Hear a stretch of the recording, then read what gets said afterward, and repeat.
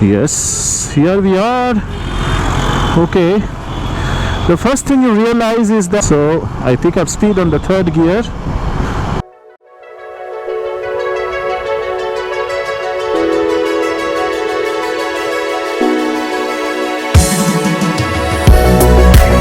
There has been a spate of new launches, motorcycle launches recently. You have the Aprilia Tuono 457, you have the new KTM 390 Adventures, and you have the Hero X Pulse 210. And I was actually finding an opportunity to ride these bikes and compare them with my ride experience of the Scrambler 400X for the last 1.5 years.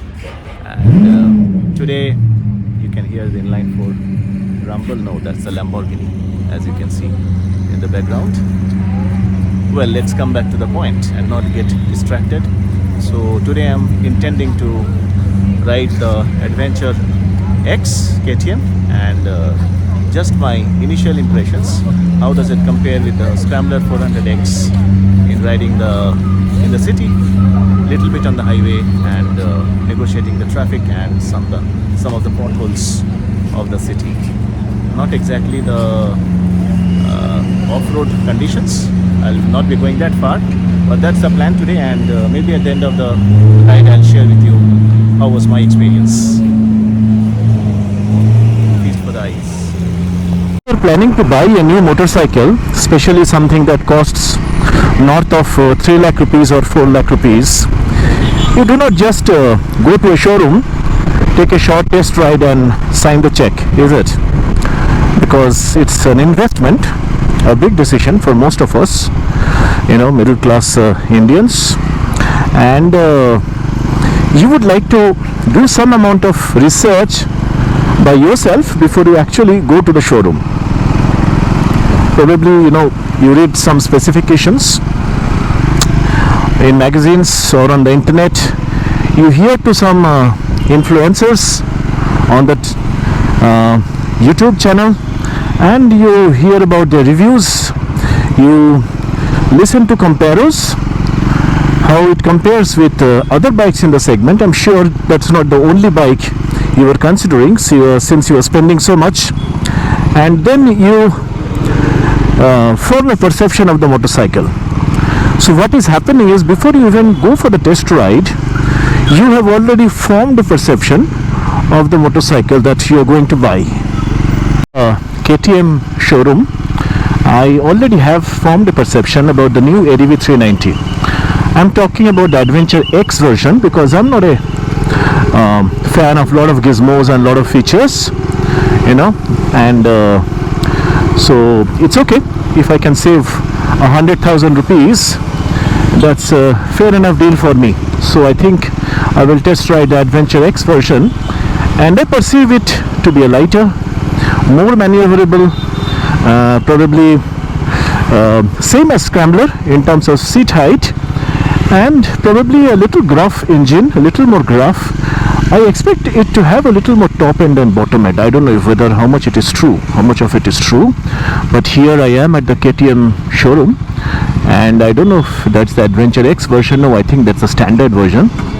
So lovely machine, right? Looks really, really large, and lot of vehicles. So you can see that's the KTM 390 Adventure, and this is the standard version. It doesn't say X. So this is the one which is loaded with gizmos, cornering ABS, large 21-inch wheels, and lovely projector headlamps, Bluetooth connected instrument cluster. Lovely one.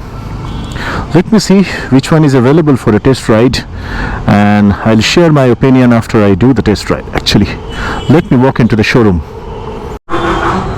So here you go.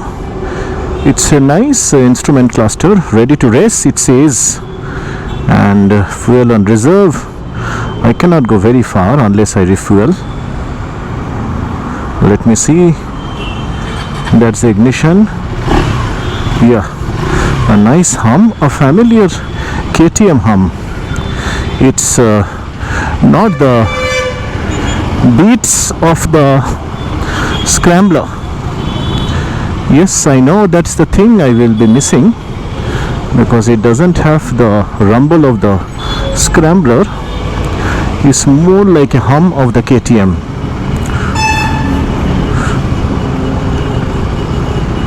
Yes, here we are. Okay, the first thing you realize is that I can almost flat foot on this KTM. Let me just take a pause.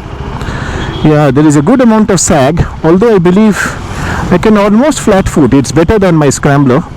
So if you are about my height, 5'7", 5'8", you will be quite comfortable with the height of the Adventure X. So what you can feel is, yeah, I feel this engine will be a little more vibey than the KTM.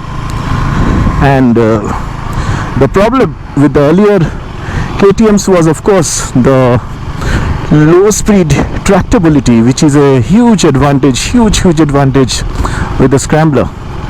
And let me see, so I am currently on the third gear and I am doing what, and it's not nice. So it started to kind of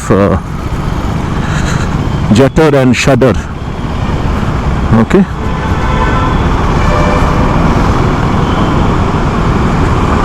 yes, so I pick up speed on the third gear. So can I scramble in the city speeds at say 20 km per hour or 30 km per hour? I'm on the third gear. Let me shift to second. That's fine. The gear shift indicator is very nice actually. It shows the previous gear and the next gear and just highlights the current gear that you are in. It says ABS on. I have no intention of switching it off. I'm sure it is switchable because I'm not going off-road right now. ABS gives you a kind of a safety net which you should always rely on. And second gear is pretty nice. You still have to lightly hold on to the clutch, and fuel is on reserve. It shows the display mode, off-road mode, no. ABS, motorcycle.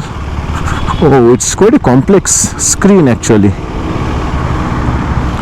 So where is the speed? I cannot see the speed. Interesting. I think it's disabled or what? Well, it's a test ride vehicle, you cannot expect much, but definitely it's more vibey than my Scrambler, I can tell you, at low speeds at least. But what I've heard and what I've tested about KTMs in the past is that they become smooth as a pickup pace above 5,000, 6,000 RPM. So turn signal on, nice. So that's a visual display of turn signal on.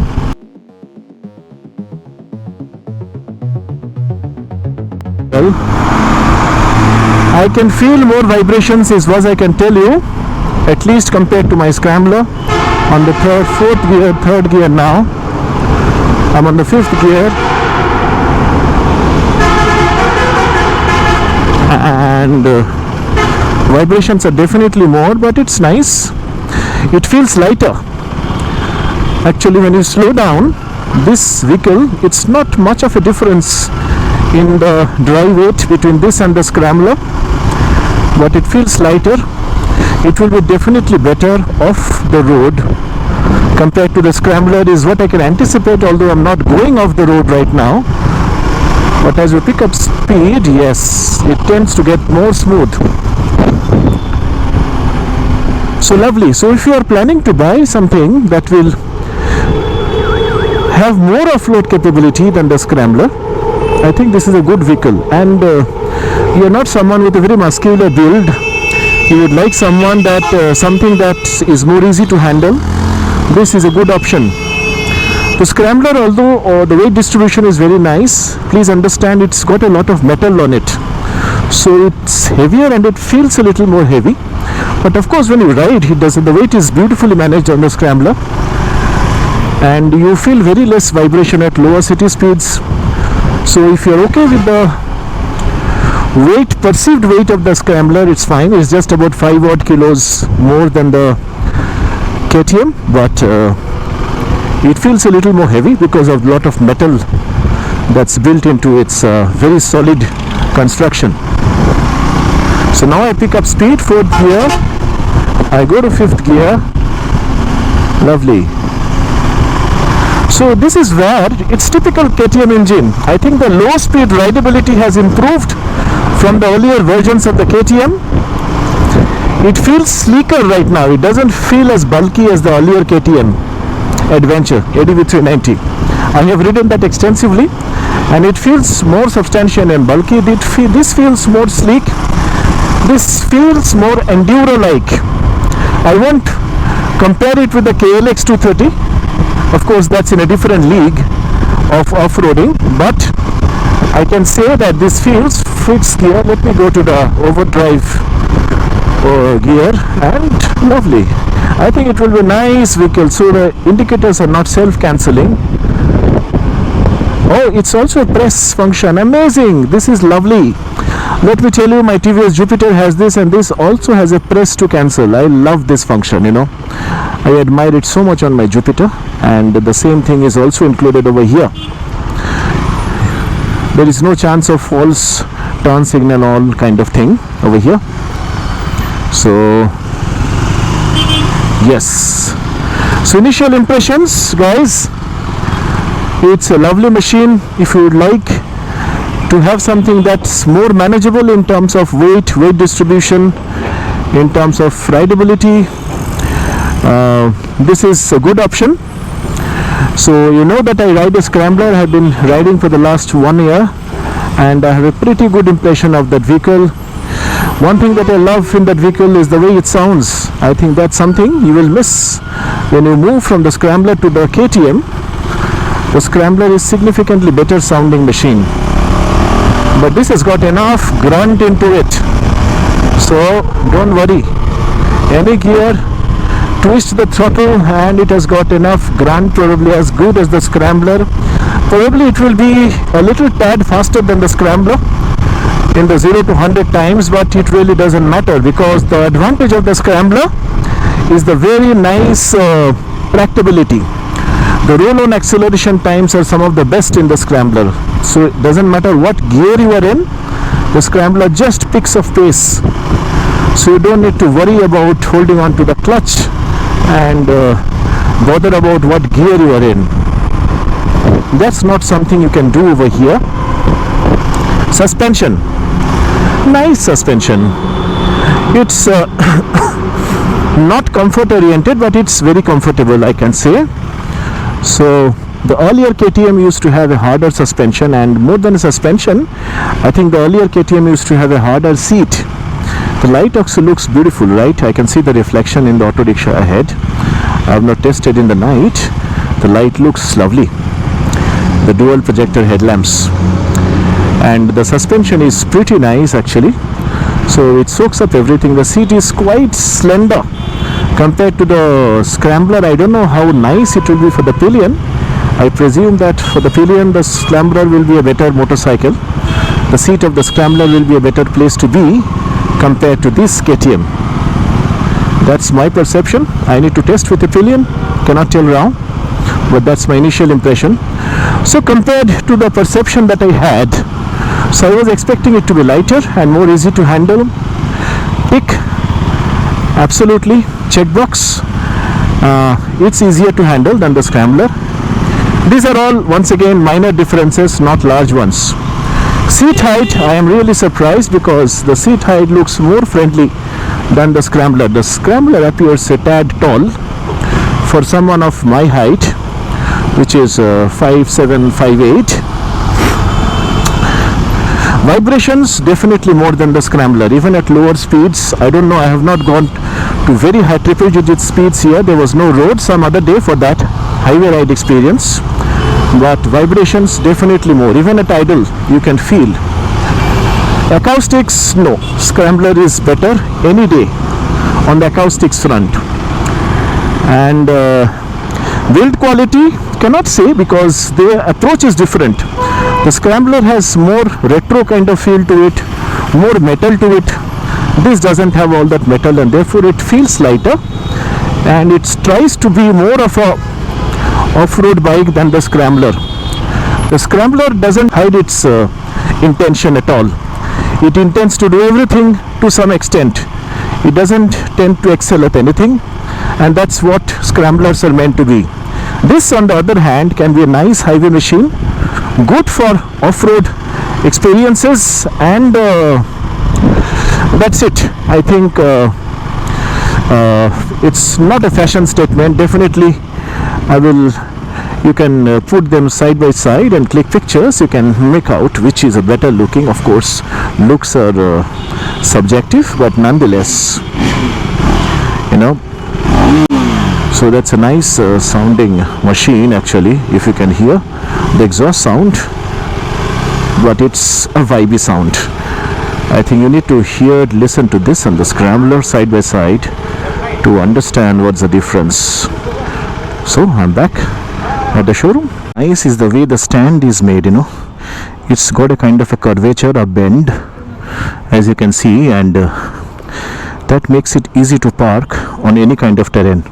That's a very thoughtful. I love the long beak. Of course, it will help you when you're racing over the dirt. The grab rails are nice, but not a lot of provision for carrying luggage. You have to do a lot of modifications, right? Now let me give you a front look. That's how it looks from the front. I have not tested the headlights. I'm sure it will be good. They would have corrected their earlier fallacies and done a good job. Verdict: both machines can play multiple roles. If you like retro modern looks, it's the Scrambler. If you like more highway cruising and off-roading abilities, it is the ADV 390. But you cannot go wrong with either.